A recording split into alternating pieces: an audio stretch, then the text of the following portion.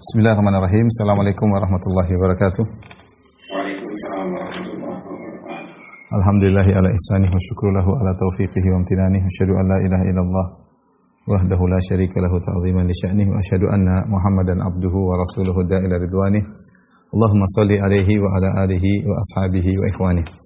Pada jamaah Majelis Taklim Masjid Al-Ukhuwah BSD yang dirahmati Allah Subhanahu wa taala. Insyaallah pada kesempatan berbahagia ini kita akan bahas 3 dosa besar. Semoga waktunya cukup. Yang pertama adalah takdzib bil qadar, yaitu mendustakan takdir. Kemudian yang kedua yaitu tentang tajassus, yaitu berusaha mendengar pembicaraan orang lain. Nanti akan kita singgung tentang hukum mengambil foto orang lain tanpa izin. Kemudian yang berikutnya adalah tentang hukum melaknat, ya, melaknat orang lain. Kita mulai dari dosa besar yang pertama, yaitu al-mukadzib bil qadar. Kata al-Imam Az-Zahabi rahimahullahu taala, al-kabirah as-sabi'ah wa thalathun, dosa besar yang 37, al-mukadzib bil qadar, yang mendustakan takdir. Qala Allah taala, di awal pembahasan ini Al-Imam Az-Zahabi rahimahullahu taala menyebutkan ayat-ayat yang menjelaskan bahwa semua yang terjadi, ya, yang baik maupun yang buruk, ketaatan maupun kemaksiatan, ya,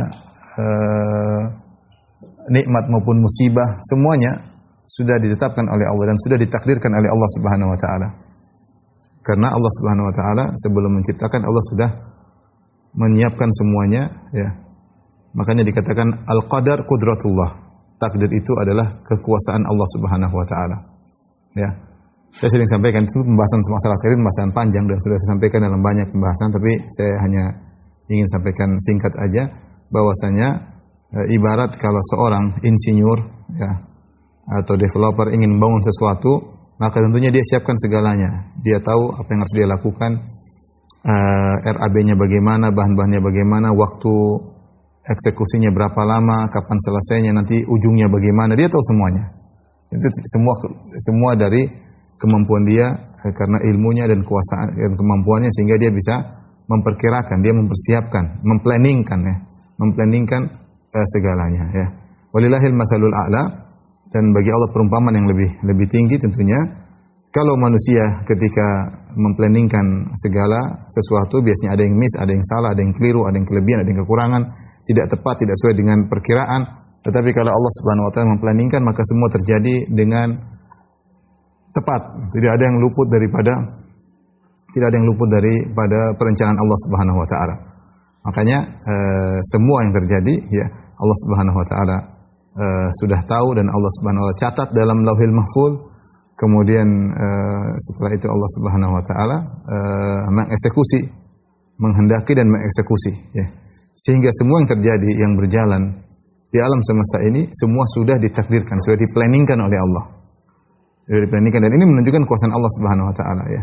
Kalau seorang manusia melakukan di depan, dia tidak tahu apa-apa, karena dia tidak berkuasa untuk mengatur segalanya. Sehingga sering kita di depan kita enggak tahu apa yang terjadi. Kemudian ternyata kita sudah memperkirakan, ternyata terjadi missing, ternyata tidak sesuai dengan kita kehendaki, dan banyak hal. Adapun Allah beda.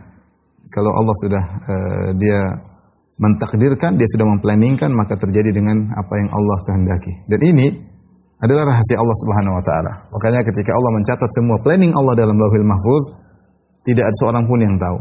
La malakun muqarrab wala nabiyyun mursal. Tidak ada satu malaikat pun yang tahu isi planning dalam Lauhil Mahfuz. Tidak juga tidak juga seorang nabi pun tahu isi planning tersebut. Hanya Allah yang tahu. Makanya dikatakan qadarullah sirrullahil maktum. Bahwasanya takdir adalah rahasia Allah yang Allah sembunyikan, yang Allah tutup, ya. Ini rahasia Allah Subhanahu wa taala, ya, karena ini berkaitan dengan hikmah. Ya, Allah Hakim, Allah Maha Hikmah, dan kita tidak bisa mengetahui rahasia-rahasia takdir, ya. Tugas kita manusia, karena kita enggak tahu takdir Allah seperti apa. Tugas kita adalah menjalankan syariat. Allah memplanningkan segala sesuatu, tapi planning Allah pun Allah berikan namanya sunatullah. Ada hukum-hukum yang berlaku, ada hukum yang berlaku. Aturan jelas ya. Siapa yang bermaksiat masuk neraka, siapa yang taat masuk surga. Dan kita tidak ada yang dipaksa, tidak ada orang dorong kita. Bahkan dalam Islam kalau ada yang terpaksa tidak ada hukumnya. Ada seorang dipaksa untuk berzina, kalau enggak dibunuh dia berzina, dia tidak berdosa. Ada seorang dipaksa minum khamar, kalau enggak dia dibunuh, dia tidak berdosa. Tapi kita lihat diri kita dalam banyak kondisi kita melakukan ketaatan, tidak ada yang maksa, dan kita melakukan maksiat tidak ada yang maksa. Jadi kita memilih. Meskipun semua ini sudah ditakdirkan, sudah diplanningkan oleh Allah Subhanahu wa taala. Ini yang terkadang otak kita ingin berusaha mengetahui rahasia dan kita dilarang. Makanya Nabi sallallahu alaihi wasallam mengatakan, "Idza dzukirul qadar fa'amsiku." Jika disebutkan takdir maka tahan diri. Otak kita enggak mampu untuk merenungkan hal ini. Ya. Sudah terima saja, bahwasanya semua sudah ditakdirkan. Ya. Semua sudah ditakdirkan, sudah diplanningkan oleh Allah. Tidak ada yang keluar dari kehendak Allah Subhanahu wa taala. Ya. Tapi bukan berarti kalau sudah ditakdirkan berarti kita merasa terpaksa. Enggak, kita tidak ada yang maksa kita. Kita tidak ada yang maksa kita, kita bisa memilih, kita mau makan aja kita bisa milih, kita mau jalan menghabiskan waktu kita bisa milih. Tapi semua yang kita lakukan sudah tercatat. Ya, sudah tercatat. Ya, ini yang disebut dengan takdir. Dan ini menunjukkan kekuasaan Allah. Ya, kalau ternyata ada sesuatu yang di luar dari planning Allah, berarti Allah enggak kuasa. Berarti Allah gambarnya insinyur yang salah, insinyur yang enggak mampu untuk memplanning. Ya, ternyata lepas dari planning, keluar dari, seperti kalau orang manusia kan begitu, planningnya salah, ternyata budgetingnya kurang, ternyata waktunya kurang panjang atau terlalu cepat, ternyata ada yang salah. Manusia tidak bisa memplanningkan karena tidak tahu masa depan. Tapi Allah Subhanahu wa taala semua adalah makhluk Allah, semua ciptaan Allah Subhanahu wa taala. Nah, untuk menekankan hal ini, bahwasanya semua sudah diplanningkan oleh Allah Subhanahu wa taala, kita menjalankan apa yang sudah diplanningkan oleh Allah Subhanahu wa taala, maka Az-Zahabi membawakan ayat-ayat yang menunjukkan akan hal tersebut. Di antaranya qala Allah Ta'ala, Allah berfirman, "Inna kulla syai'in khalaqnahu biqadar." Sungguhnya segala sesuatu kami ciptakan dengan takdir. Segala sesuatu. Semua diciptakan dengan takdir. Tidak ada terjadi sendiri begitu tanpa ada planning. Semua sudah diplanningkan. Ya. Makanya pertama kali Allah ciptakan adalah al-qalam. Awwalu ma khalaqallahu al-qalam. Allah pertama kali ciptakan qalam, pena. Allah berkata kepada dia, "Uktub," tulislah. Qalam, pena berkata, "Wa madza aktub?" Apa yang aku tulis ya Allah? "Uktub ma huwa kainun ila qiyamis saah." Tulislah apa yang terjadi sampai hari kiamat. Ya berarti semua sudah terjadi, tidak akan ada yang keluar dari catatan pena. Makanya dalam suatu hadis kata Nabi kepada sahabat, "Law anna awwalakum law anna al-ummah ijtama'u ala an yadurruka bi syai'in lan yadurruka illa bi syai'in qad kataballahu 'alaik rufi'atil aqlam wa jaffatis suhuf." Kata Nabi, kalau seluruh umat bersatu padu untuk memberikan kemudaratan kepada dirimu, mereka tidak bakalan mampu memberi kemudaratan kepada dirimu kecuali yang telah Allah takdirkan. Kenapa bisa demikian? Rufi'atil aqlam, pena-pena sudah diangkat, sudah tidak nulis lagi. Wajah fatih suhuf, dan lembaran sudah kering. Artinya tidak akan ada perubahan dalam lauhul mahfuz. Allah sudah plan itu tidak akan ada perubahan. Ini namanya takdir. Ya, nanti akan kita jelaskan kenapa muncul qadariyah. Allah sebutkan, Az-Zahabi menyebutkan ayat-ayat yang menyatakan akal ini sangat banyak. Di antaranya, "Inna kulla syai'in khalaqnahu biqadar." Segala sesuatu kami ciptakan dengan takdir. Kemudian, "Wallahu khalaqakum wa ma ta'malun." Allah yang menciptakan kalian dan apa yang kalian kerjakan. Ata'buduna ma tanhitun? Allahu khalaqakum wa ma ta'malun. Ini perkataan Nabi Ibrahim kepada kaumnya. Apa kalian menyembah ma tanhitun? Apa kalian menyembah apa yang kalian pahat? Kalian itu aneh, kata Ibrahim alaihissalam. Kalian pahat itu berhala, kalian sembah hasil pahatan kalian. Wallahu khalaqakum wa ma ta'malun. Allah menciptakan kalian, Allah menciptakan amalan kalian. Di sini ada dua tafsir, ada yang mengatakan Allah khalaqakum wa ta'malun, Allah menciptakan kalian dan menciptakan patung yang kalian buat. Jadi seakan-akan Allah mengatakan kalian itu diciptakan Allah, patung yang kalian pahat pun ciptaan Allah Subhanahu wa taala. Terus bagaimana kalian menyembah kepada makhluk? Ada yang mengatakan Allah khalaqakum wa ta'malun, Allah menciptakan kalian, amal kalian, perbuatan kalian memahat juga ciptaan Allah Subhanahu wa taala. Ya intinya semua sudah ditakdirkan, sudah diciptakan, sudah dieksekusi oleh Allah sesuai dengan planning yang Allah tentukan. Allah juga berfirman, "Wa may yudlilillahu fala hadiyalah." Barang siapa yang disesatkan oleh Allah maka tidak ada yang kasih petunjuk, ya. Barang siapa yang disesatkan oleh Allah maka tidak ada yang kasih petunjuk. Ya, ini sama juga. Berarti ada yang disesatkan oleh Allah Subhanahu wa taala. Makanya para ustaz sering membuka mukaddimah kajian dengan berkata, "May yahdihillahu fala mudhillalah wa may yudlil fala hadiyalah." Siapa yang Allah beri petunjuk tidak ada yang bisa menyesatkannya. Ya, wa may yudlil, siapa yang Allah sesatkan fala hadiyalah, tidak ada yang bisa beri petunjuk kepadanya. Sudah ditakdirkan. Allah berkehendak ini dapat hidayah, ini disesatkan, terserah Allah Subhanahu wa taala. Allah berfirman juga wa adallahu Allahu ala ilm. Allah menyesatkannya. Allah menyesatkannya di atas ilmu. Allah menyesatkannya. Jadi Allah yang menyesatkan, Allah beri hidayah, Allah yang menyesatkan. Allah yang yudlil, Allah yang hadi. Yahdi, Allah beri menyesatkan, Allah yang beri petunjuk. Tadi may yahdihillahu fala mudhillalah, siapa yang Allah beri hidayah tidak ada yang bisa menyesatkannya. Wa may yudlil, dan siapa yang sesatkan Allah tidak ada yang bisa memberi hidayah kepadanya. Wa ma tasyauna illa ayyasha Allah. Kata Allah, tidak ada kehendak kalian kecuali di bawah kehendak Allah Subhanahu wa taala. Tidak ada kehendak kalian kecuali pasti ikut kehendak Allah Subhanahu wa taala. Apa kata orang awam kalau di Madinah? Anta turid wa ana urid wallahu yaf'alu ma yurid. Kau punya kehendak, saya juga punya kehendak, tapi Allah melakukan apa yang Allah kehendaki. Kehendak kita semua di bawah kehendak Allah Subhanahu wa taala. Jadi, wa ma tasyauna illa ayyasha Allah. Tidak akan berkehendak kecuali di bawah kehendak Allah Subhanahu wa taala. Allah juga berfirman dalam surat Asy-Syams, fa'alhamaha fujuraha wa taqwaha. Allah yang mengilhamkan kepada jiwa perbuatan fujur dan perbuatan takwa. Ini semua ayat seperti ini banyak, ya. Seperti perkataan Nabi Nuh kepada kaumnya setelah dia berdakwah 950 tahun, dia mengatakan, "Wala yanfa'ukum nushi in aradtu an ansaha lakum in kana Allah yuridu ay yughwiyakum huwa rabbukum wa ilaihi turja'un." Kata Nabi Nuh setelah dia berdakwah 950 tahun, umatnya tidak dapat hidayah juga, dia mengatakan, "Fama yanfa'ukum nushi." Tidak bermanfaat bagi kalian nasihatku kepada kalian, ya. In kana Allah yuridu ay yughwiyakum. Kalau ternyata Allah memang hendak menyesatkan kalian, percuma saya ceramah 950 tahun percuma. In kana Allah yuridu ay yughwiyakum, kalau Allah memang hendak menyesatkan kalian, huwa rabbukum, dia adalah Rabb kalian, wa ilaihi turja'un, dan kepadanya kalian dikembalikan. Ini untuk masalah takdir kita harus memang nundukkan otak kita. Akal kita sangat rendah. Kita sudah bilang, pokoknya kita tekankan Allah sudah memplanningkan semuanya, tidak ada yang keluar dari planning Allah. Selesai. Ya. Selesai seperti itu. Karena kalau Allah melakukan sesuatu tanpa planning, Allah enggak benar berarti. Allah tidak punya kudrah.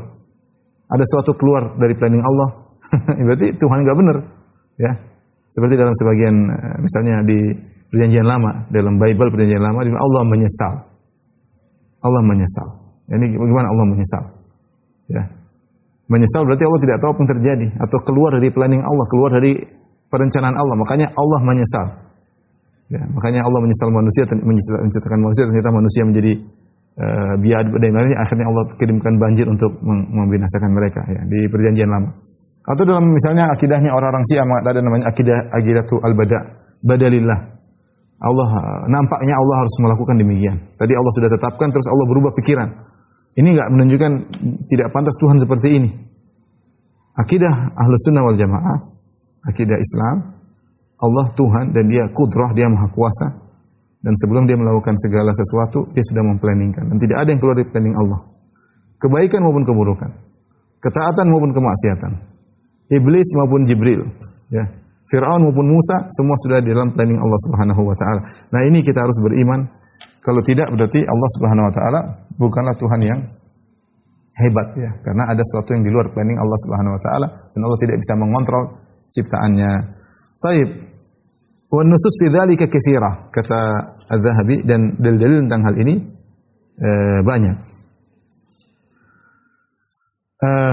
Wa fi sahihain, kemudian beliau berkata dalam Sahih Bukhari, Sahih Muslim, hadis Jibril, ada hadis Jibril alaihi salam, hadis yang masyhur. Qala, Jibril berkata, "Ya Rasulullah, mal iman?" Wahai Rasul, apa itu iman?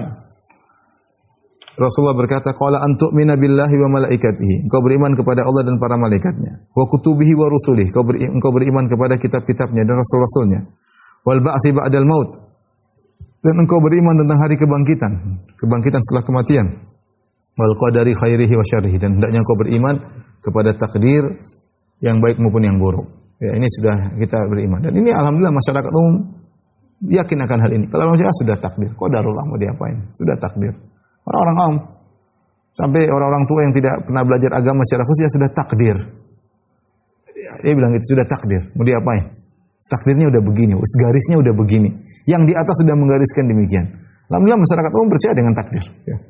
Dan takdir. Mereka terima. Ini sudah di luar kemampuan akal kita.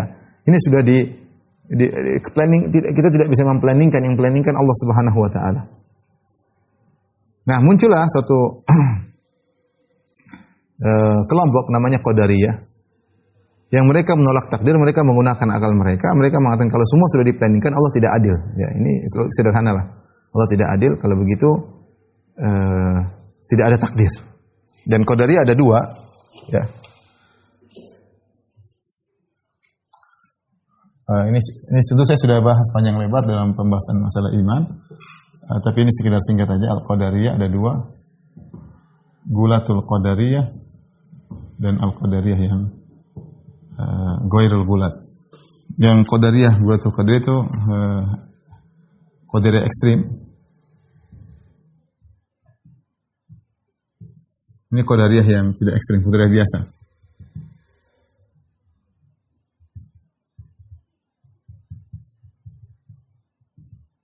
Adapun Qadariyah ekstrim, ini muncul di zaman Ibnu Umar, yang mereka berkata al-amru unuf. Al-amru unuf. Mereka berkata qalu, ya. Al-amru unuf. Yaitu segala perkara baru saja terjadi tanpa planning dari Allah, tanpa takdir dari Allah. Ya. Artinya apa kata mereka? Melazimkan Allah baru tahu kalau sudah terjadi. Allah baru tahu.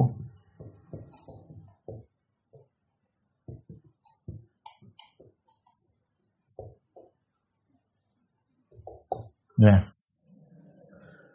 Ini yang pertama mempopulerkan namanya Ma'bad al-Juhani di zaman sahabat Ibnu Umar radhiyallahu anhu. Para ulama sepakat mereka ini kafir. Ya. Mereka kafir. Karena mereka menolak ilmu Allah as-sabiq. Mereka menolak catatan Lauhil Mahfuz. Sehingga mereka kafir. Terlalu banyak dalil menunjukkan Allah mengetahui semuanya yang sebelum terjadi Allah sudah tahu. Kata mereka enggak. Karena mereka kalau bilang Allah sudah tahu sebelumnya, ini masalah ya. Bagi mereka masalah. Tapi Al-Qadariyah tidak ekstrim. Mereka mengatakan ya,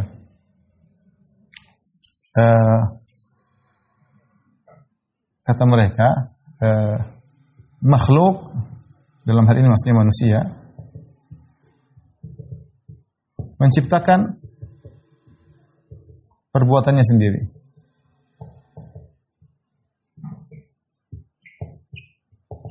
Jadi perbuatan hamba bukan ciptaan Allah Subhanahu wa taala. Perbuatan hamba bukan ciptaan Allah. Tapi makhluk menciptakan perbuatannya sendiri. Ini yang dibantah oleh Al-Bukhari dalam kitabnya Khalqu Af'alil Ibad.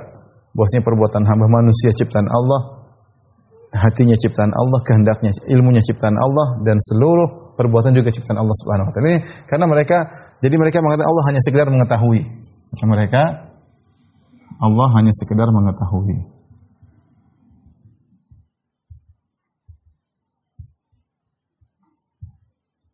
Namun tidak mengeksekusi.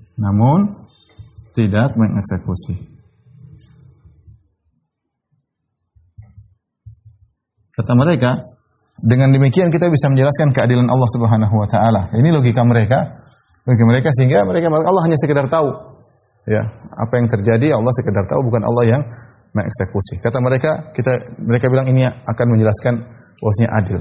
Kalau kita bilang semua sudah diciptakan oleh Allah, maka kita bilang ya Allah tidak adil. Kenapa Allah menciptakan? Kenapa Allah mengazab kita? Ya, ini syubhat ya. Sebenarnya bantahannya kita bilang masalah ini masalah di luar nalar kita. Kita bilang sama saja. Kamu bilang begini juga. Coba ada dua adik kakak A dan B. Lahir dari rahim yang sama, bapaknya sama, ibunya sama. Kenapa satu jadi mujahid, kemudian satu jadi perampok? Kenapa satu Muslim, satu Nasrani? Mungkin mereka bilang ya pilihan mereka. Nah, kenapa mereka bisa berbeda pilihan? Berarti onderdilnya beda dong. Kalau onderdilnya sama, artinya kalau antum bilang Allah mau adil seperti logika antum, harusnya benar-benar sama onderdilnya, kesempatannya sama, kondisinya sama, ya, itu baru adil. Ya. Tapi kalau ternyata Kenapa bisa beda? Pasti ada perbedaan dalam onderdilnya. Artinya robot, kalau ada dua robot, onderdilnya sama, energinya sama, baterainya sama, nyalainnya sama, ya pasti hasilnya sama. Ketika satu robot dijalankan belok kanan, satunya jalan lurus saja, satunya cepat rusak, satunya enggak cepat rusak, berarti onderdilnya berbeda. Berarti sang pencipta robot tidak adil ketika meletakkan onderdil tersebut.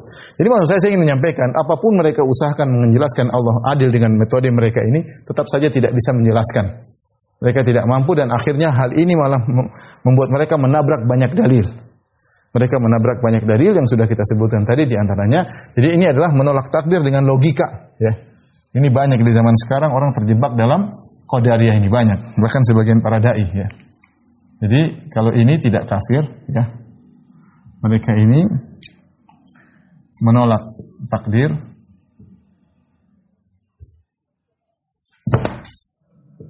Saya tidak akan jelaskan lebih panjang lebar ikhwannya karena ini pembahasannya khusus, ya. Mungkin antum bisa kembali kepada pembahasan tentang masalah takdir dengan logika. Tapi logika mereka juga buntu. Tetap saja harus kembali kepada kaidah al-qadar sirrullahil maktum. Takdir adalah rahasia Allah. Kenapa Allah menjadikan iblis jadi iblis? Kenapa Jibril urusan Allah? Kita enggak tahu. Kenapa harus Muhammad yang jadi nabi? Kenapa bukan antum yang jadi nabi? Urusan Allah Subhanahu wa taala. Ini rahasia Allah, yang tahu hanyalah Allah Subhanahu wa taala. Dan mereka tidak dihukumi kafir, ya. Mereka tidak dihukumi kafir. Kenapa tidak kafir? Karena mereka masih menetapkan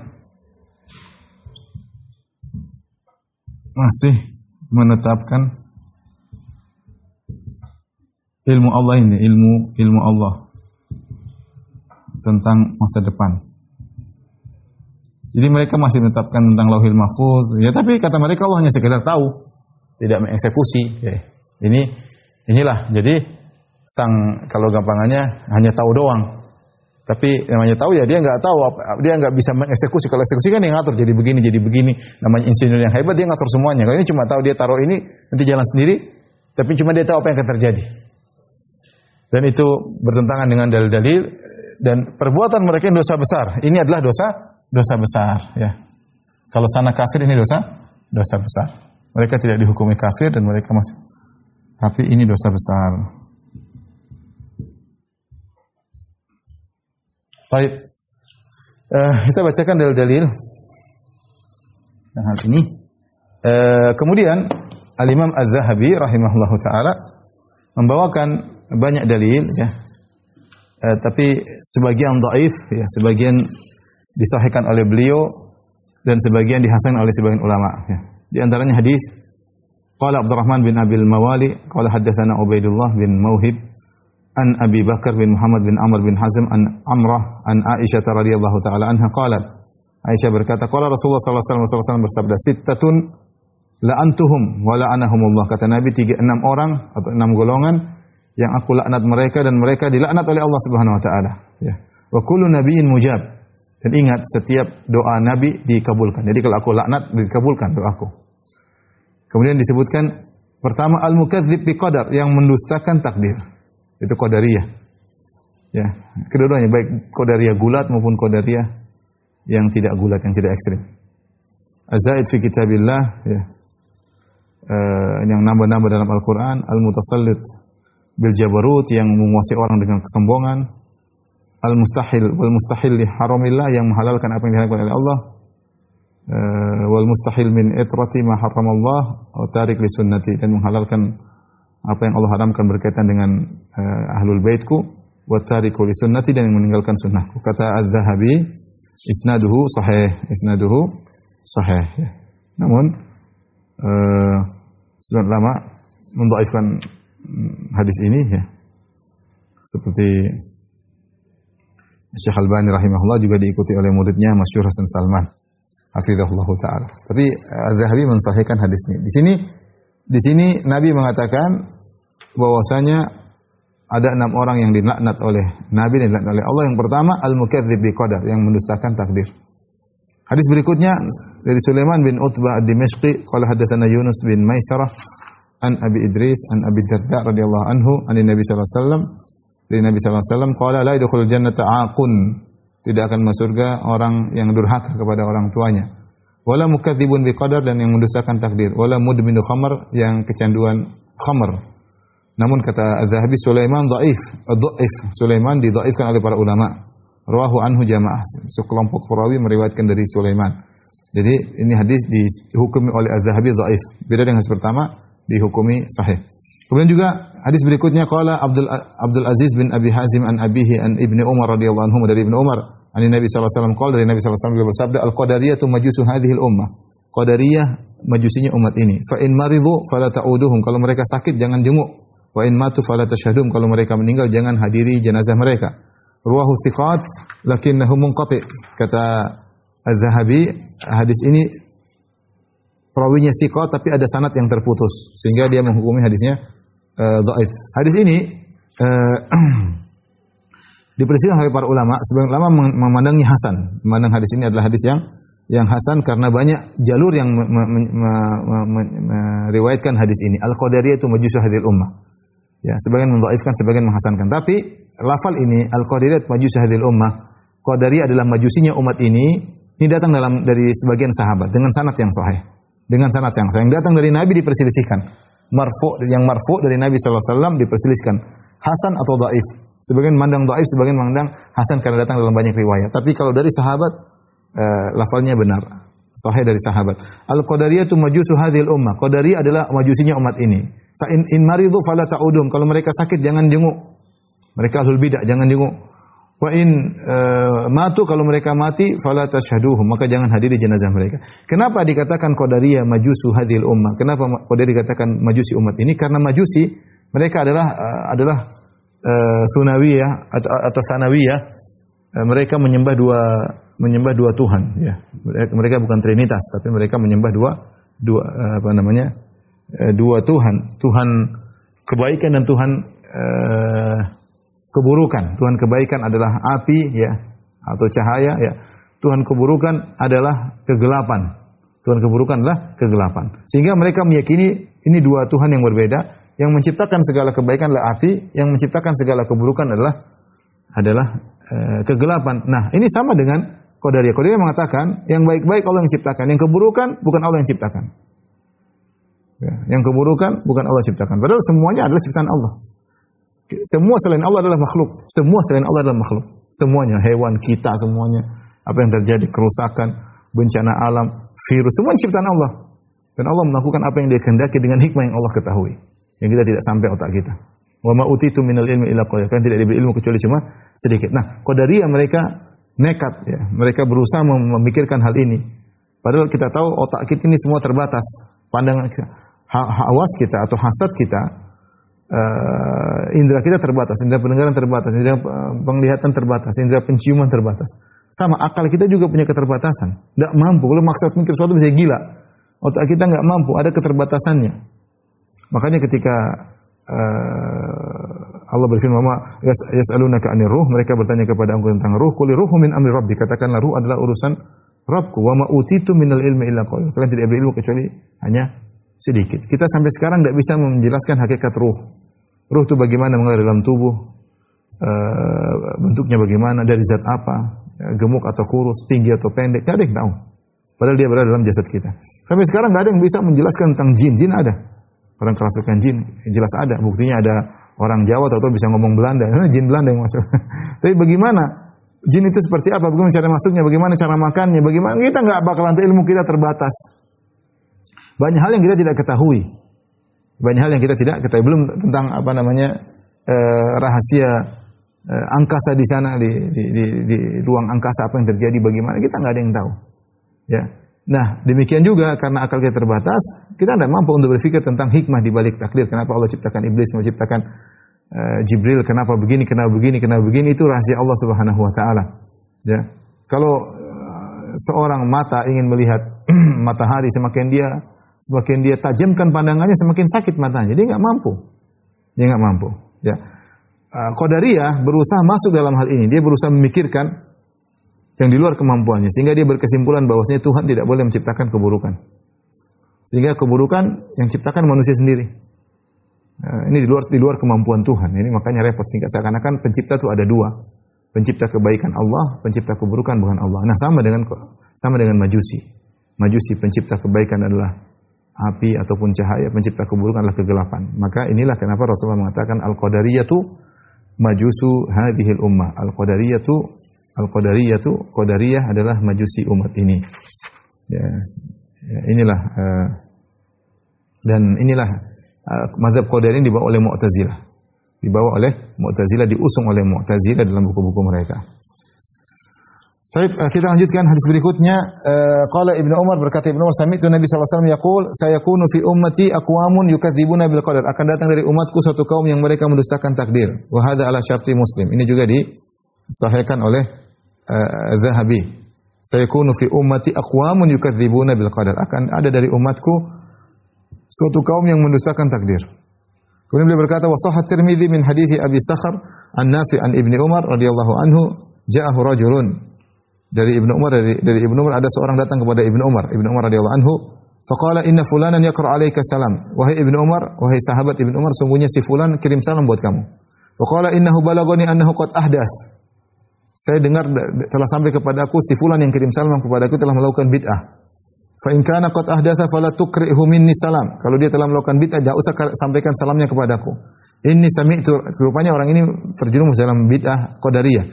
Inni sami'tu Rasulullah sallallahu alaihi wasallam yaqul, aku mendengar Rasulullah SAW bersabda, yakunu fi hadhil ummah, akan ada pada umatku khasfun wa maskhun wa qadhfun fi ahli al-qadar. Di umatku ini ada khasfun, yaitu orang terbenam, maskhun ada dirubah menjadi yang lain, manusia dirubah jadi lain, yang jadi hewan, jadi batu, jadi apa? Wa qadhfun fi ahli al-qadar, dan ada lemparan dari hujan batu kepada orang yang penolak takdir ya. Ini hadis disahihkan oleh Tirmidzi, namun disampaikan oleh seakan-akan disetujui oleh Az-Zahabi ya. Taib, Syekh Masyhur sallallahu mengatakan hadisnya lemah, hadisnya dhaif. An Mansur an Rabi'i an bin Hirash an Ali radhiyallahu anhu qala Rasulullah sallallahu alaihi wasallam la yu'minu 'abdun hatta yu'mina bi arba'. Kata Nabi sallallahu alaihi wasallam, tidak beriman seorang hamba sampai beriman dengan 4 perkara. Ya syahadu alla ilaha illallah, dia bersaksi tidak ada sembahan selain Allah, wa anni rasulullah, aku adalah utusan Allah, wa yu'minu bil ba'tsi, beriman kepada hari kiamat, wa yu'minu bil qadar, dan beriman kepada takdir. Akhrajahu Tirmidzi wa sanaduhu jayyid. Sanadnya baik, kata Zahabi.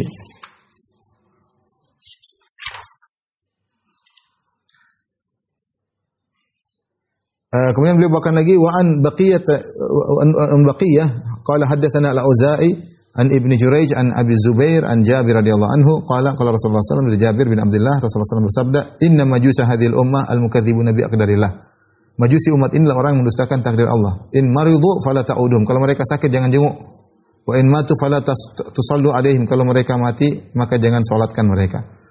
Wa in laqitumuhum fala tusallimu alaihim, kalau ketemu mereka jangan salami mereka.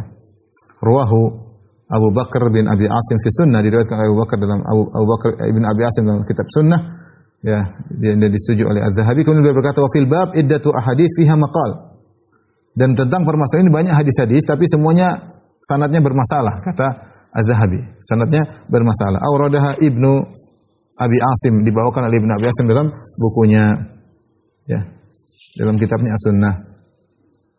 Kemudian beliau bawakan hadis yang lain, Baqiyah, dari Baqiyah an Abil Ala Dimashqi an Muhammad bin Juhadah an Yazid bin Husain an Mu'adz bin Jabal radhiyallahu anhu, dari Mu'adz bin Jabal qala qala Rasulullah sallallahu alaihi wasallam bersabda, ma ba'atsallahu nabiyyan qad illa wa fi ummatihi qadariyah wa murji'ah. Tidaklah Allah mengutus seorang nabi pun kecuali dalam umatnya ada qadariyah, ada murji'ah. Innallaha la'ana al-qadariyah wal murji'ah ala lisani 70 nabiyyan. Allah melaknat qadariyah dan murji'ah melalui lisan 70 nabi. Ya. Dari Baqiyah juga an Arta'a bin al-Munzir an Nabi Busr, dan ini semua dari Baqiyah dan dia adalah seorang yang mudallis ya. Baqiyah tu Ibnu Walid, Baqiyah an Abil Ala, dan mudallis itu kalau meriwayatkan dengan an maka tidak diterima. Kalau diriwayatkan dengan mengatakan haddatsana atau haddatsani baru diterima. Ini sekedar ilmu hadis. Di sini Imam Zahabi membawakan hadis-hadis dari Baqiyah Ibnu Walid tapi menggunakan anah. Berikutnya Baqiyah an Arta'a bin al-Munzir an Abi Busr an Abi Mas'ud an Abi Hurairah radhiyallahu anhu marfu'an. Dari Abu Hurairah secara marfu' dari Nabi, salasatun la yukallimuhumullah, 3 orang yang Allah tidak bicara dengan mereka. Wala yanzuru ilaihim yaumil qiyamah, Allah tidak melihat mereka pada hari kiamat. Wala yuzakkihim, Allah tidak mensucikan mereka. Al-mukadzibu bil qadar, yang mendustakan takdir. Wal mudminu fil khamr, dan yang kecanduan khamar. Wal mutabarri' min waladi, yang berlepas diri dari anaknya. Ini bukan anak saya, padahal anak dia. Dia bawakan ini semua hadis-hadis dhaif menurut tadi yang dibawakan oleh Ibn Abi Asim, ini semua dinyatakan dhaif oleh Az-Zahabi. Hadis berikutnya lagi yang juga termasuk dhaif, Sufyan Ats-Tsauri an Umar maula Ghafrah an rajulin an Hudzaifah qala qala Rasulullah sallallahu alaihi wasallam likulli ummatin majusun wa majusu hadhil ummah alladziina yaz'amuna alla qadar. Setiap umat ada majusinya, dan majusi umatku ini yang menyangka tidak ada takdir. Wa anil Hasan an Aisyah radhiyallahu anha dari Nabi sallallahu alaihi wasallam, dari Nabi sallallahu alaihi wasallam Rasulullah bersabda, al-qadariyatu majusu hadhil ummah. Qadariyah adalah majusinya umat ini. Wa hadhil ahadits la tathbut li dha'fi ruwatiha. Jadi Zahabi masyaallah dia mengatakan dia sahih, dia bilang sahih, yang dhaif bilang dhaif. Ya. Ini semua hadis tidak sahih karena perawinya dhaif, kata Az-Zahabi. Dari Al-Mu'afa bin Imran wa ghairu wahid an Nizar bin Hayyan an Ikrimah an Ibni Abbas marfu'an, dari Ibnu Abbas dari Nabi sallallahu alaihi wasallam, sinfani min ummati laysa lahum fil islami nasibun al-qadir wal murji'ah. 2 golongan dari umatku yang tidak mendapatkan bagian adalah qadariyah dan murji'ah. Sama Nizar takallama fi Ibnu Hibban, perawinya Nizar didhaifkan oleh Ibnu Hibban, dibincangkan waqad tabahu ghairuhu min ad-du'afa, dan juga diikuti, namun perawinya juga dhaif yang ikut mutabaahnya. Qala Muhammad bin Bishr al-Abdi qala hadatsana Salam bin Abi Amr an Ikrimah ibn Abbas marfu'an nahwahu. Dari Abu Asim An-Nabil wa Muhammad bin Mus'ab al-Qurqusani an Ambasah an Az-Zuhri an Sa'id bin Musayyib an Abi Hurairah radhiyallahu anhu qala qala Rasulullah sallallahu alaihi wasallam ukhira kalamun fil qadar li shirari hadhil ummah. Diakhirkan pembahasan dalam masalah takdir karena keburukannya untuk orang-orang yang umat terburuk dari umat ini. Itu orang suka membahas takdir sehingga menolak adalah umat yang buruk. Baik, yang terakhir disebutkan Abu Malik Al-Asjari, Abu Malik Al-Asjari an Rabi'i an Hudzaifah qala qala Rasulullah sallallahu alaihi wasallam khalaqallahu kulla sani'in wa san'atahu. Allah menciptakan segala pembuat dan yang dibuatnya. Ini hadis ini adalah hadis yang diriwayatkan oleh Al-Bukhari dalam Khalqu Af'alil Ibad, dan sanadnya sahih. Sanadnya sahih. Innallaha khalaqallahu kulla sani'in wa san'atahu. Allah menciptakan setiap pembuat dan yang dibuatnya. Misalnya ada pengrajin misalnya meja. Sang pengrajin diciptakan oleh Allah, hasil yang dia buat juga itu ciptaan Allah Subhanahu wa taala. Itu juga ciptaan Allah Subhanahu wa taala. Tapi intinya kita tidak panjang lebar tentang masalah takdir karena ini butuh pembahasan yang lebih detail. Kita lanjutkan pembahasan berikutnya. Dosa besar berikutnya al-mutasammi 'alan nasi ma yusirrunahu. Yang berusaha mendengar, al-mutasammi bukan man sami'a, tapi bukan sami'. Kalau sami' mendengar, tapi al-mutasammi itu sengaja mendengar atas pembicaraan orang-orang yang mereka sembunyikan, mereka tidak ingin orang dengar. Tapi dia berusaha dengar, yaitu dia tajassus, berusaha dengar. Dia mengatakan wala Allah laysat bikabirah. Mungkin ini bukan dosa besar ya. Tapi dalil-dalil menunjukkan dosa besar ya. Karena diancam dengan ancaman khusus. Qala Allah Ta'ala, Allah berfirman, "Wala tajassasu", janganlah kalian bertajassus mencari-cari berita, ya. Wa qala Nabi sallallahu alaihi wasallam bersabda, "Man istama'a ila hadithi qaumin wa hum lahu karihun." Siapa yang mendengar kepada pembicaraan satu kaum, iki, tolong hapus. Man istama'a ila hadithi qaumin wa hum lahu karihun, barang siapa yang mendengar, sengaja mendengar pembicaraan satu kaum, wahum lahu karihun, sementara kaum tersebut tidak suka untuk didengar pembicaraan mereka, subba fi udhunaihi al-anuku yaumal qiyamah, maka akan dituangkan pada kedua telinganya al-anuk rasas al-mudhab, yaitu timah yang dileburkan, itu sangat panas, dimasukkan ke kedua telinganya, ya. Wa man sawwara suratan, siapa yang buat bentuk patung dan semisalnya, udhiba wa kullifa, bentuk maksudnya patung atau gambar makhluk bernyawa, udhiba, dia akan disiksa, wa kullifa an yanfukha fiha ruh, dan dia diperintahkan untuk meniupkan ruh pada patung yang dia buat, wa laysa binafikh, dan dia tidak akan bisa meniupkan ruh pada patung yang dia buat. Rawahul Bukhari, hadis riwayat Imam Bukhari. Al-anuk ar-rasasul mudhab, al-anuk adalah timah yang dilelehkan, ya. Ini di antara dosa besar, mendengarkan pembicaraan orang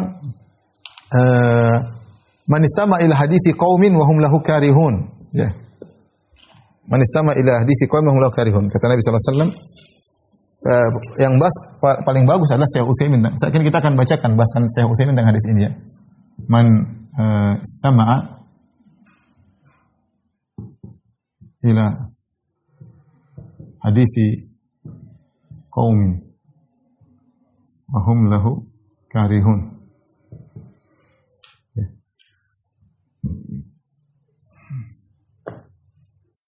Subba fi udhunayhi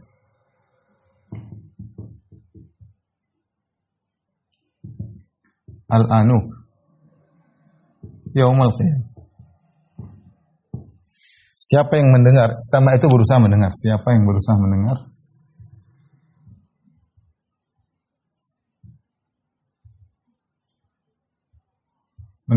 kepada pembicaraan suatu kaum,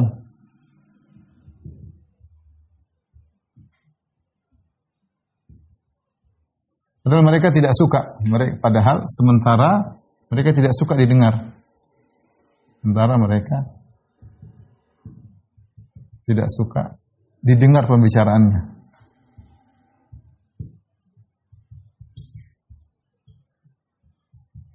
Subba fi udhunai, dituangkan ke kedua telinganya, maka pada hari kiamat dituangkan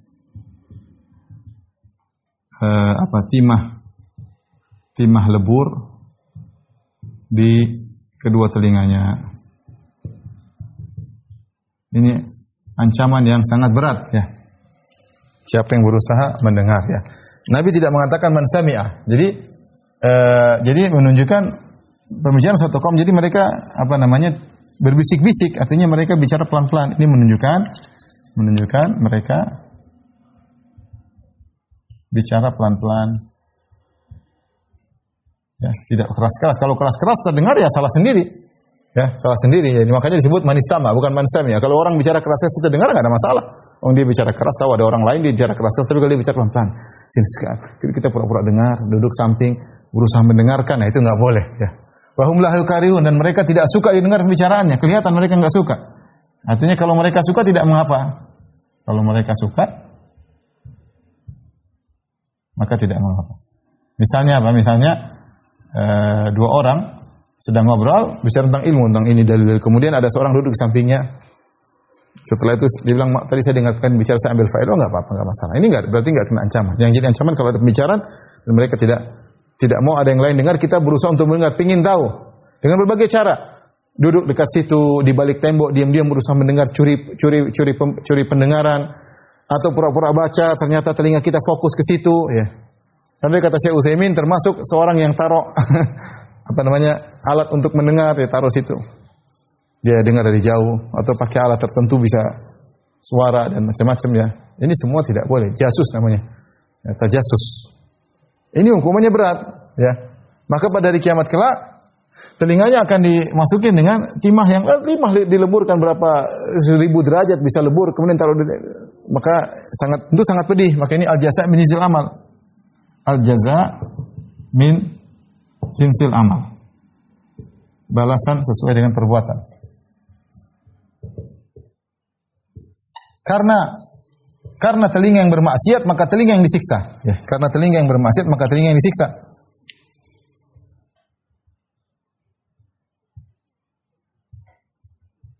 Maka telinga yang disiksa.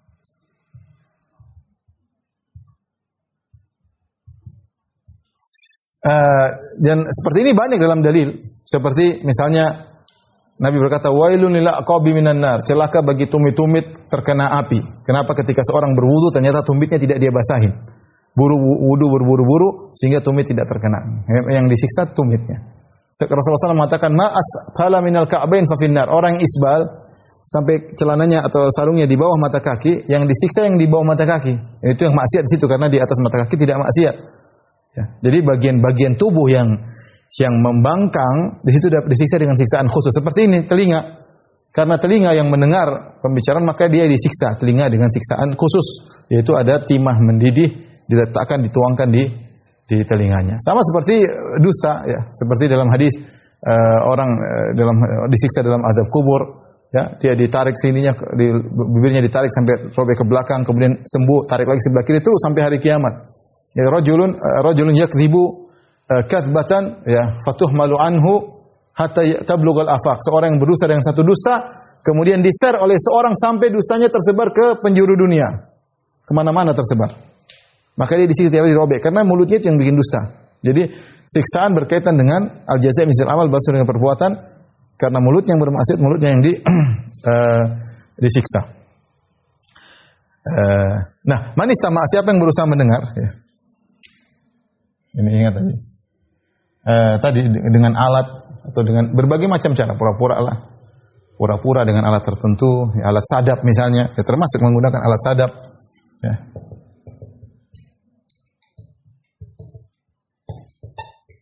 Sadap misalnya, pura-pura sedang baca misalnya. Ini semua yang penting ini semua masuk dalam ancaman ini. Perhatikan yang menarik dari Syekh Utsaimin rahimahullah, ya. Dia menganalogikan. Ini bisa dikiaskan dengan melihat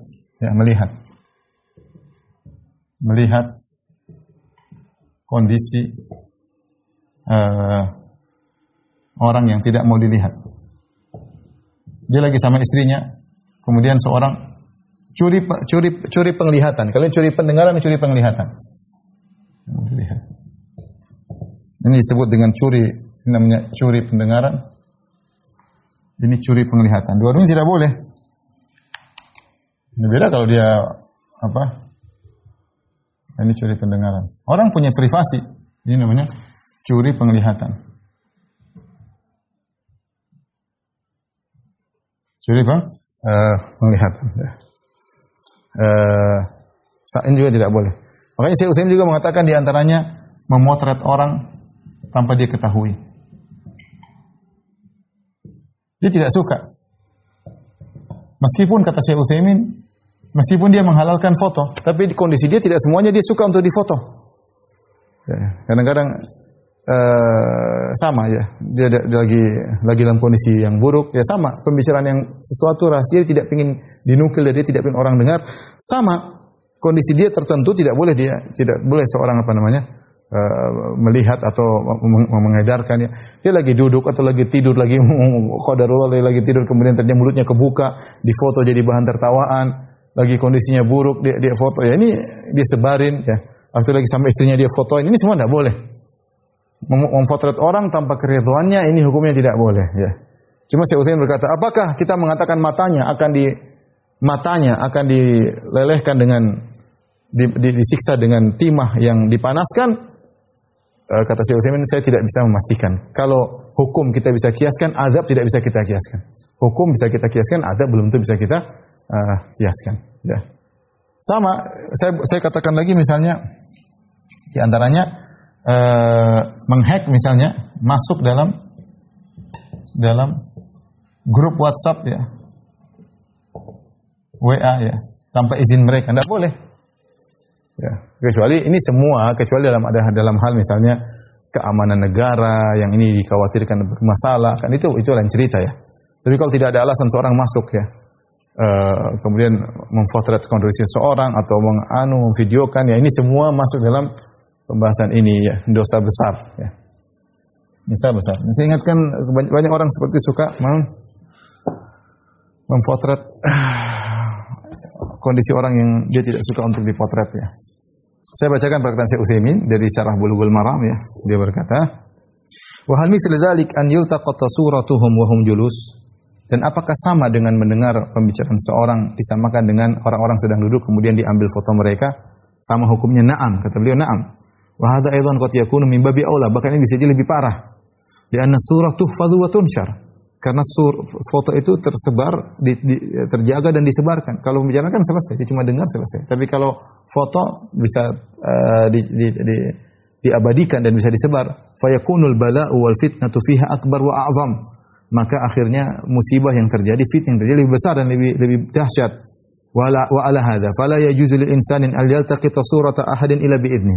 Oleh karenanya tidak boleh seorang pun memotret atau mengambil foto seorang kecuali dengan izinnya. Foto, video semuanya, ya. Ya, tidak semua kondisi kita disukai, ya. Dia lagi jalan sama orang, lagi ini kemudian difoto, disebarin, sengaja cari fitnah. Ada pertemuan khusus, ya, dalam hal ada maslahat yang dia lihat, kemudian dia sebarin. Ini enggak boleh. Kita kondisi macam-macam tidak mungkin dijelaskan. Misalnya saya ketemu dengan seorang, saya punya kondisi tertentu. Tidak mungkin saya mau jelaskan ceritanya begini, narasinya begini, repot ya. Tapi dia sengaja foto kemudian sebarin, bikin fitnah.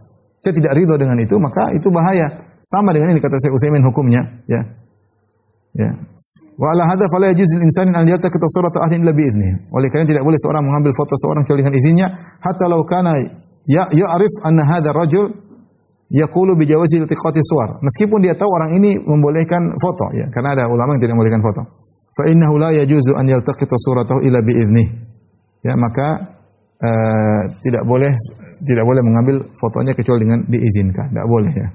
Ya. La siyama in kan, ya. Apalagi kalau dia tahu dia tidak, la siyama idza kana ya'lam annahu yaqra an tultaqata suratu, apalagi dia tahu seorang tidak suka kalau sering difoto, dia enggak suka. Ada orang tipe-tipe tidak suka di foto. Kalau tahu dia tidak suka di foto, jangan coba foto. Adapun mengenai hukumannya, beliau berkata juga, qad yakunul insan ma'a zaujatihi. Terkadang seorang sama istrinya, fala yuhibbu an yatali alaihi ahad, dia tidak ingin seorang lihat, tapi orang pengen lihat. Lagi sama dia duduk, buktinya dia duduk di tempat tersembunyi. Seorang pengen lihat, enggak boleh. Fa hadza aidan mithluhu, ini juga seperti itu. Lakin la ajzim anna ainaihi tukahhal bi rasas, tapi saya tidak bisa memastikan apakah matanya dikenai dengan timah yang dipanaskan, wallahu alam bisawab, ya. Di anal adzab la yumkin al-qiyas fihi, karena azab tidak bisa dikiaskan. Baik. Kita masih ada sedikit tentang laknat sekarang, masalah laknat. Dosa berikutnya at-tasi'a wa thalathun, dosa yang 39, al-la'an, yaitu suka melaknat. Qala Nabi sallallahu alaihi wasallam, la'nul mu'min ka qatlihi. Melaknat seorang mukmin adalah seperti membunuhnya. Muttafaqun alaih. Ya, laknat adalah mendoakan keburukan yaitu agar dia dijauhkan dari rahmat Allah, itu namanya laknat, ya. Adalah mendoakan agar seorang dijauhkan dari rahmat Allah Subhanahu wa taala, ya.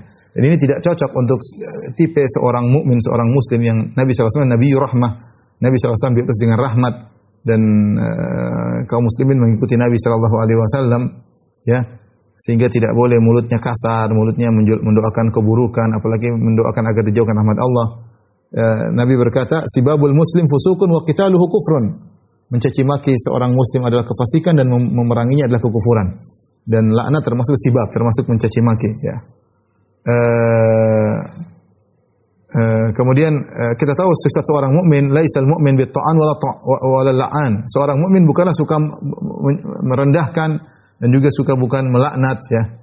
Ta'an itu mencela, menyebutkan keburukan, mencela, ya. Ta'an, ya. Ta'an itu mencela orang gini ya. Apalagi kalau disertai dengan ejekan. Ini sering orang lakukan ta'an ini, nyinyir. Jadi menyebutkan keburukan sambil mengejek. Ini lebih parah lagi. Menyebutkan keburukan saja itu tidak boleh, namanya ta'an. Ya, ta'an kerjanya menyebutkan keburukan, ya. Apalagi serta dengan ejekan. Walala'an, laknat maksudnya mendoakan keburukan, menjauhkan agar dia dijauhkan dari rahmat Allah Subhanahu wa taala. Faqala alaihi salatu wasalam, Nabi sallallahu alaihi wasallam bersabda, la tala'anu bi la'natillah. Janganlah kalian saling melaknat dengan laknat Allah. Tidak boleh melaknatullah alaik. La'anakallah mal'un. Ini kata-kata yang terkadang kita dengar enggak enak, ya. Laknatullah, Allah melaknatmu. La'anakallah atau mal'un, anta mal'un. Sama, ya.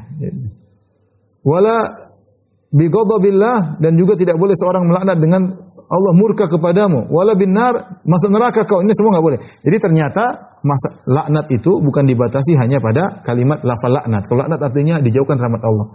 Semua makna yang semirip dengan laknat itu dianggap laknat dalam syariat. Makanya kata Nabi, jangan kalian melaknat dengan kemurkaan Allah. Allah murka kepadamu. Artinya semoga Allah murka kepadamu, semoga kau masuk neraka. Ini semua adalah bentuk laknat. Ini adalah semua bentuk laknat. Jadi masalah kalau ternyata nanti kita akan bahas, kalau tidak benar akan kembali, ya. Taib, la yakunul la'anun, kata Nabi sallallahu alaihi wasallam, tidak, la yakunul la'anun syufa'a wala syuhada yaumil qiyamah. Orang tukang laknat tidak bisa memberikan syafaat pada hari kiamat. Tidak bisa menjadi syahid, tidak bisa menjadi saksi bagi kebaikan seorang, tidak bisa memberi syafaat. Padahal di antara pemuliaan Allah terhadap orang pada hari kiamat, seorang mukmin Allah menjadikan dia pemberi syafaat. Dia bisa memberi syafaat kepada sebagian orang yang mungkin masuk neraka bisa keluar dari neraka, yang mungkin surganya rendah bisa dia tinggikan, yang mungkin seorang harus masuk neraka enggak jadi masuk neraka. Allah jadikan dia memberi syafaat untuk memuliakan dia. Ya, tapi karena dia tukang laknat, dia tidak bisa memberi syafaat. Kenapa bisa demikian? Karena apa yang terjadi di akhirat dibangun di atas yang terjadi di dunia. Di dunia namanya orang tukang laknat, berarti tidak ada rahmat bagi dia. Walat ta'an, tukang pencela, ya, tukang pencela, dia adalah mencela itu mempersaksikan keburukan bagi seorang. Laknat mendoakan keburukan bagi seorang. Dan ini bertentangan dengan syahid dan syafi'. Saya ulangi, lihat. Laknat mendoakan keburukan bagi seorang. Syafaat menginginkan kebaikan bagi seorang pada hari kiamat kelak. Nah, orang suka laknat enggak pantas untuk beri syafaat. Ta'an suka menyebut keburukan orang lain, ya. Syahid mempersaksikan kebaikan orang lain. Maka tidak pantas, dia terbiasa tukang nyinyir, tukang mencela pada hari di dunia, tidak mungkin pada hari kiamat menjadi sebagai saksi kebaikan. Karena dua hal yang bertentangan, al-jaza' min jinsil amal, balas dengan perbuatan. Ini jelas oleh Ibnu Qayyim rahimahullah dengan penjelasan yang sangat baik dalam kitabnya Bada'iul Fawaid, ya. Ya. Beliau berkata, li'anna la'nal isa'ah bal min ablagil isa'ah wa syafa' ihsan. Laknat adalah berbuat buruk kepada orang dan bahkan keburukan yang memuncak, adapun syafaat memberi kebaikan. Fal musi' fi hadhihi dar bil la'an salabahu Allah al-ihsan fil ukhra. Orang yang berbuat keburukan di dunia dengan sering mendoakan keburukan pada orang lain, pada hari kiamat Allah ambil hak dia untuk berbuat kebaikan. Dia tidak bisa beri syafaat, dan ini adalah sangat buruk, ya. Baik. Hadis berikutnya kata Nabi sallallahu alaihi wasallam, la yanbaghi li siddiqin an yakuna la'anan. Tidak pantas bagi seorang mencapai derajat siddiq untuk menjadi tukang laknat, enggak boleh. Ya, tidak pantas. Orang siddiq itu jaga lisan, ingin kebaikan pada orang lain. Kasihan kalau orang terburuk, bukan menjelekkan, bukan nyinyir, bukan merendahkan. Dia ada rasa rahmat kepada sama kaum muslimin. Tapi dari Nabi sallallahu alaihi wasallam, laisal mu'min bit-ta'an. Bukanlah seorang mukmin tukang mencela, walal la'an, bukan tukang melaknat, walal fahish, bukan kata-kata yang kotor, walal badhi, ya. Sama kata yang jorok, kata yang kotor, semua tidak boleh. Orang bicara yang wajar, ya, bicara ilmiah, tapi jangan kata-kata kasar, jelek. Enggak bagus, ya, enggak bagus dengar. Kita ada orang salah jelaskan secara ilmiah. Taib wa anhu dari Nabi sallallahu alaihi wasallam beliau berkata, innal abda, perhatikan, innal abda idza la'ana syai'an sa'idatil la'natu ila sama. Sungguhnya seorang hamba jika melaknat sesuatu, laknatnya naik ke langit. Fatughlaqu abwabus sama dunaha, maka pintu dia mau naik enggak bisa, pintu langit tertutup. Tsumma ta'khudhu yamin wa shimal, maka dia ke kanan ke kiri, dia mau naik enggak bisa. Fa idza lam tajid masagon, kalau dia tidak dapat hal yang bisa naik, kan dia berdoa ini, doa ini mau sampai ke Allah tapi enggak bisa, ketutup. Dia ke kanan, ke kiri enggak bisa, ya. Raja'at ila alladhi lu'ina in kana ahlan, maka akan kembali benar-benar kepada orang yang dilaknat. Kalau memang dia berhak untuk dilaknat, maka akan kembali kepada orang yang dilaknat. Wa illa raja'at ila qailah, kalau ternyata orang yang dilaknat tidak pantas untuk dapat laknat, kembali kepada yang mengomonginya. Jadi masalahnya bukan kalau orang laknat, kau dijauhkan rahmat Allah, laknatullah mal'un, kita laknat orang misalnya, semoga kau masuk neraka, semoga kita doakan keburukan. Masalahnya bukan selesai di situ aja. Orang ini pantas enggak didoain seperti itu? Kalau tidak pantas, kembali kepada kita, mengerikan. Tidak pantas, kembali kepada kita. Waliyadzubillah. Seorang jaga lisan. Lisan ini bahaya. Bisa menjerumuskan orang bisa merusak banyak amalan dan bisa menjerumuskan orang dalam neraka jahanam. Waqad aqaba an-nabiy sallallahu alaihi wasallam allati la'anat naqataha. Nabi telah menghukum seorang wanita yang melaknat ontanya, bi ansalabaha iyyaha. Ya, maka ontanya disuruh, jangan kau naik lagi ontanya, biarkan ontamu, kau sudah melaknat ontamu tersebut. Faqala Imran bin Husain wa Abu Barzah wal hadits li Imran. Qala bainama Rasulullah sallallahu alaihi wasallam fi ba'dhi asfarihi, ketika Nabi dalam sebagian safarnya, imra'atun minal ansar ala naqatin. Ada seorang wanita di atas, dari Ansar di atas ontanya. Fadajirat fala'anatha, ya. Dan dia jengkel dengan ontanya, mungkin susah dikendalikan. Fala'anat mal'una, dia mengatakan onta kamu onta terlaknat. Fasami adzalika Rasulullah sallallahu alaihi wasallam dengar wanita itu melaknat ontanya. Qala khudhu ma 'alaiha, ambil semua barang-barangmu dari onta tersebut, kata Nabi. Wada'uha, dan biarkan, lepaskan onta tersebut. Fa innaha mal'una, dia telah terlaknat. Jadi beri hukuman kepada dia, jangan pakai unta tersebut, kau sudah melaknatnya. Tidak pantas kau untuk menunggangi barang yang kau mengundangi hewan yang kau laknat, enggak pantas. Qala Imran, fa ka'anni anzuru ilaiha al-an tamshi fin nas ma ya'ridu laha ahad. Ya, aku lihat seakan-akan melihat wanita tersebut, dia jalan di jalan, tidak ada orang, semua cuek sama dia. Riwayat Muslim. Ya. Seakan-akan itu unta tidak pantas dilaknat, kembali kepada dia. Buktinya kembali kepada dia, orang cuek sama dia. Waliyadzubillah. Hadis berikutnya Ibnu Lahiy an Abil Aswad an Yahya bin Nadhr an Abi Hurairah an Nabi sallallahu alaihi wasallam qala inna arbar riba istitolatu mar'a fi ardi akhihi muslim. Di antara riba yang paling parah adalah istitolah, itu panjang lisan kepada harga diri seorang muslim yang lain, ya. Di antara termasuk dosa adalah menjatuhkan harga diri orang lain, ya, memfitnah, menjelek-jelekan, merendahkan, apalagi sampai melaknat dan yang lainnya. Wallahu a'lam bishawab. Demikian saja kepada para jamaah Majelis Ta'lim Al-Ukhuwah BSD. Insyaallah kita lanjutkan bulan depan. Wabillahi taufiq wal hidayah. Assalamualaikum warahmatullahi wabarakatuh.